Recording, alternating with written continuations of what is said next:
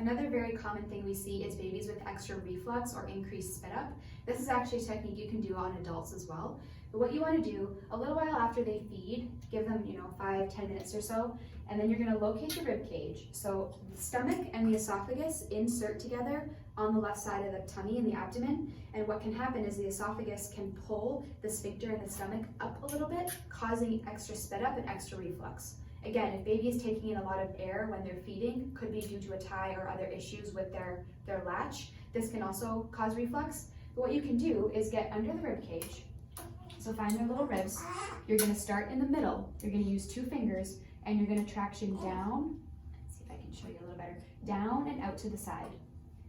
So start in the middle, pulling down and then out to the side. And what this does is helps pull that sphincter down, releasing any tension in that esophagus so that you don't get that increased spit up in belly. And you can do it a few times. You can do both sides for a bit more diaphragm release, but again, focusing on that left side for that reflux part. So another way to help get that reflux and work on that esophagus and that sphincter, hold baby in football hold. Dad loves this, dad can hang out here. Even just having gravity help us, having that left side down can be helpful. But here is where you can utilize that technique we went over in the previous section. So 2 fingers, grab right under the rib cage, and you're gonna traction down and then out to the side.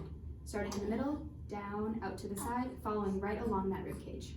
Another technique that you can use for gassiness, fussiness, some reflux, is to really get in the intercostal muscles, which are in between the ribs, and really just break up some adhesion. So just get in here like this, and anything that we show you that looks like we're hurting baby is not. It's actually really relaxing for them. Generally, if baby is fussy while we're doing this, it's because they just want to be held. They don't like the position that they're in. So you're getting in here, just breaking up the fascia in here. The other thing that you can do is find their rib cage on their belly, and just right under their rib cage, you're just gonna lift up. Okay, so you're just gonna lift up and create some space in that diaphragm for the breast milk to go in, really just create more room for the baby to digest. So we're just gonna get under here, and you're just gonna let their body weight go over your hands. So as you can see, he is a little tight here, so he's fighting me a little bit more. But once we get him released, he's trying to flip over here. Once we get him released, he'll just melt over my hands.